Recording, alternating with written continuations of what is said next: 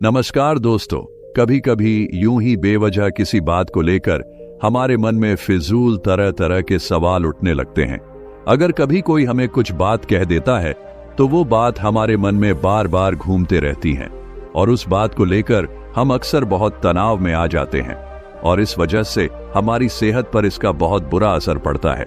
तो इस बेवजह उठ रहे सवालों को कैसे हम शांत कर सकते हैं, बेचैनी को कैसे शांत कर सकते हैं और हम इस तनाव से बाहर कैसे निकल सकते हैं, इस कहानी में मैं आपको गौतम बुद्ध की ऐसी 4 आदतों के बारे में बताने वाला हूं जिससे आप अपने जीवन में अपनाकर उस तनाव से बाहर निकल जाएंगे और अच्छे कामों में अपना जीवन व्यतीत कर एक अच्छी जिंदगी जी सकते हैं।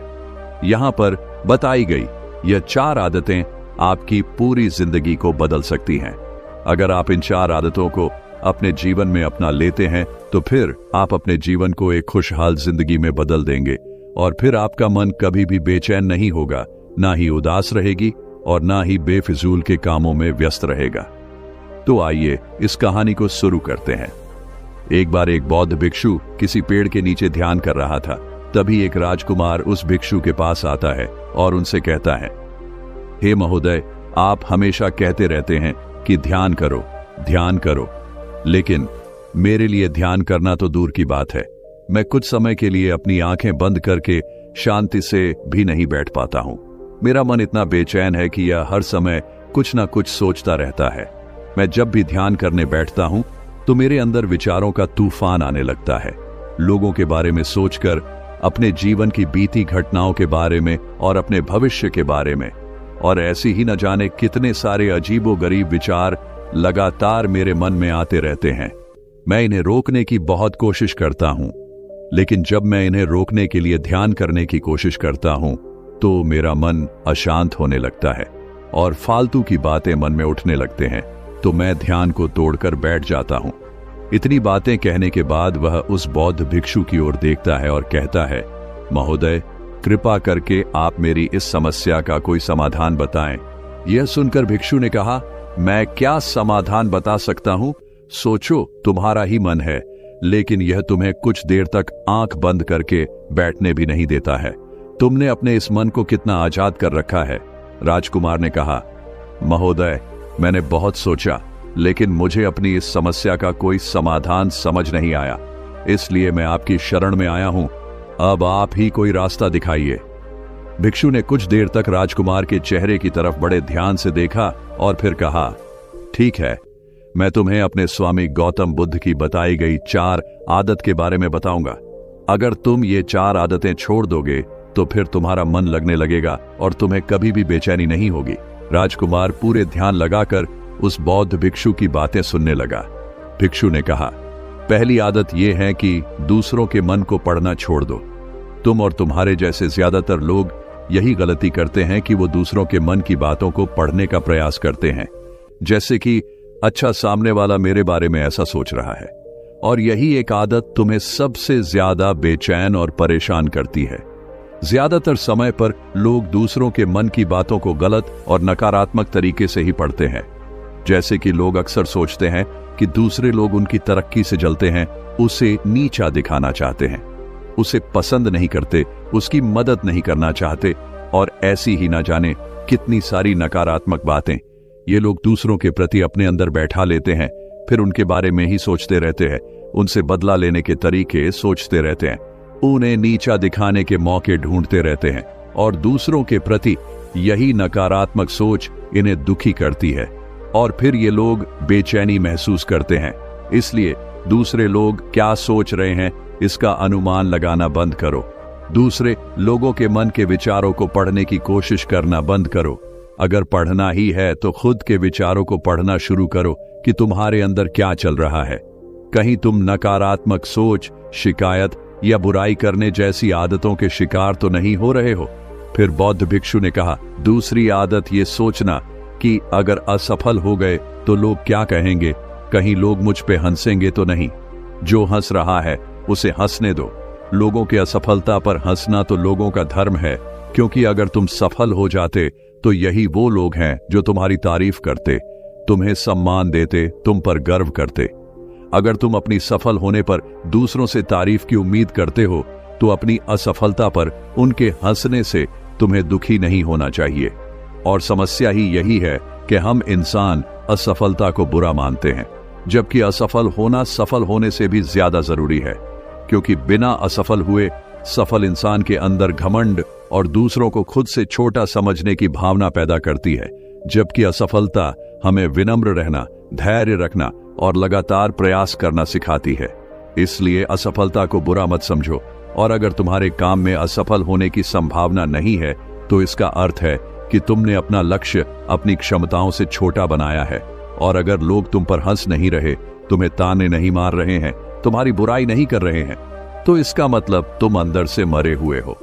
तुम अपने मानसिक सीमाओं से बाहर जाकर कुछ नया करने का प्रयास नहीं कर रहे हो, क्योंकि असफल भी वही होता है जो कुछ नया करने का प्रयास करता है। और एक बात हमेशा याद रखना, अगर तुम्हारे अंदर असफल होने का साहस नहीं है तो तुम कभी भी कोई भी बड़ा लक्ष्य हासिल नहीं कर पाओगे जो तुम करना चाहते हो। इसलिए असफल होने और लोगों के हंसने से डरना बंद कर दो। बौद्ध भिक्षु ने आगे कहा कि तीसरी आदत यह है कि बेवजह समय को बर्बाद करना छोड़ दो। लोगों को लगता है कि वो समय को काट रहे हैं, लेकिन असल में समय हर बार उन्हें काट रहा है। लोगों के द्वारा समय को व्यर्थ के कामों में बर्बाद करने का केवल एक ही कारण है, और वह यह है कि उन्हें लगता है कि उनके पास बहुत समय है, जबकि सच्चाई यह नहीं है। क्योंकि उनसे पहले वाले लोगों को भी यही लगता था कि उनके पास बहुत समय है, लेकिन उन्हें पता नहीं चल पाया कि कब समय बीत गया और उनका बुलावा आ गया, और जब तक उन्हें अपनी गलती का एहसास हुआ तब तक समय उनके हाथ से निकल चुका था।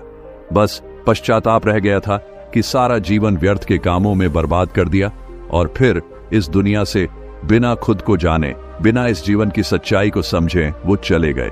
इसलिए जब तक यह जीवन है, इसे अच्छे कामों में लगाओ, खुद को जानने में, दूसरों की मदद करने में, लोगों को सही राह दिखाने में, मानवता के कल्याण में। और दूसरी बात, समय को बर्बाद करने से आज तक किसी को खुशी नहीं मिली है। हालांकि समय काटने से तुम्हें क्षण भर की खुशी तो महसूस हो सकती है, लेकिन जब तुम्हें होश आता है और तुम देखते हो कि कितना सारा समय बर्बाद किया जा चुका है, तब तुम्हें खुद पर क्रोध आता है और तुम पश्चाताप के भाव से भर जाते हो। और फिर यही पश्चाताप का भाव तुम्हारे अंदर तनाव पैदा करता है और तुम बेचैन हो जाते हो और लगातार अपनी उस गलती के बारे में सोचते रहते हो। फिर तुम्हारा किसी भी काम में मन नहीं लगता और तुम उदास रहने लगते हो, और यह चक्र लगातार चलता रहता है, जिसकी शुरुआत हुई थी समय को काटने से।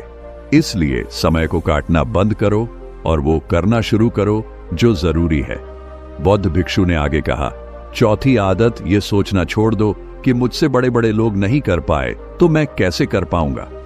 असल में दूसरों से खुद की किसी भी चीज में तुलना करना ही व्यर्थ है, और यह तुलना करना ही हमें हानि पहुंचती है। सबकी परिस्थितियां अलग अलग होती हैं, सबकी सोच अलग है। और क्या हुआ, अगर दूसरे नहीं कर पाए तो हो सकता है कि तुम ही कर जाओ, क्योंकि अक्सर वही लोग इतिहास रचते हैं जिनसे ज्यादा उम्मीद नहीं होती। और फिर हो सकता है कि जिसे तुम बड़ा समझ रहे थे, जिसके लिए तुम सोच रहे थे कि उसने बहुत मेहनत की है, बहुत प्रयास किया है, उसने कभी उतना प्रयास किया ही ना हो, केवल मेहनत करने का दिखावा किया हो। क्योंकि ज्यादातर लोग कभी उतनी मेहनत करते ही नहीं है जितनी उन्हें अपने लक्ष्य प्राप्ति के लिए करनी चाहिए, और दूसरे लोगों के सामने यह दिखाने का प्रयास करते रहते हैं कि मैंने तो बहुत मेहनत की थी लेकिन मेरी किस्मत ही खराब थी। और यही वो लोग हैं जो दूसरों को बातों ही बातों में कहते रहते हैं कि जब इतनी मेहनत करने के बाद मैं सफल नहीं हो पाया तो तुम कैसे हो पाओगे। लेकिन अंदर ही अंदर यह इस बात को जानते हैं कि उन्होंने कभी उतनी कोशिश नहीं की थी जितनी उन्हें करनी चाहिए थी। ये बस दूसरों की नजरों में अपनी इज्जत बचाने के लिए और इस डर से कि कहीं दूसरा व्यक्ति इनसे आगे ना निकल जाए, ये अपने अधूरे प्रयास से घबराते रहते हैं और दूसरों को डराते रहते हैं कि जब मैं नहीं कर पाया तो तुम कैसे कर पाओगे। इसलिए किसी दूसरे असफल व्यक्ति को देखकर यह सोचना छोड़ दो कि तुम भी कहीं असफल हो जाओगे। तुम बस अपना सर्वश्रेष्ठ प्रयास करो और बाकी सब समय पर छोड़ दो। भिक्षु ने आगे कहा, अगर तुमने ये 4 आदतें छोड़ दी तो तुम्हारा मन एकदम शांत हो जाएगा और फिर तुम जहां चाहो वहां अपना मन लगा सकते हो। इतना कहकर वह भिक्षु शांत हो गए और राजकुमार को भी अब समझ आ चुका था कि उसे क्या करना है। उसने मन ही मन उन 4 आदतों को छोड़ने का निश्चय किया। उसने उस बौद्ध भिक्षु को धन्यवाद किया और वहां से चला गया। दोस्तों, हमें यह नहीं सोचना चाहिए कि लोग मेरे बारे में क्या सोच रहे हैं। अगर मैं कोई काम करता हूं तो लोग मेरे उस काम को लेकर हंसेंगे। इसके अलावा हमें अपना फालतू समय बर्बाद नहीं करना चाहिए। इसके अलावा हमें कभी भी यह नहीं सोचना चाहिए कि अगर किसी व्यक्ति से कोई काम नहीं हो पाया है तो मैं उसे नहीं कर पाऊंगा। अगर आप मेहनत से किसी भी काम को करते हैं तो कोई भी काम छोटा या बड़ा नहीं होता और एक ना एक दिन सफलता अवश्य मिलती है। तो दोस्तों, अगर आपको ये कहानी पसंद आई है तो इसे लाइक करें, कमेंट करें और अपनों तक शेयर करें और हमारे इस चैनल को सब्सक्राइब करें ताकि आगे भी आपके लिए ऐसी कहानियां लेकर आते रहेंगे। तो आज के लिए बस इतना ही। फिर मिलूंगा आपसे अगले दिन ऐसे ही एक और नई कहानी के साथ। तब तक के लिए धन्यवाद।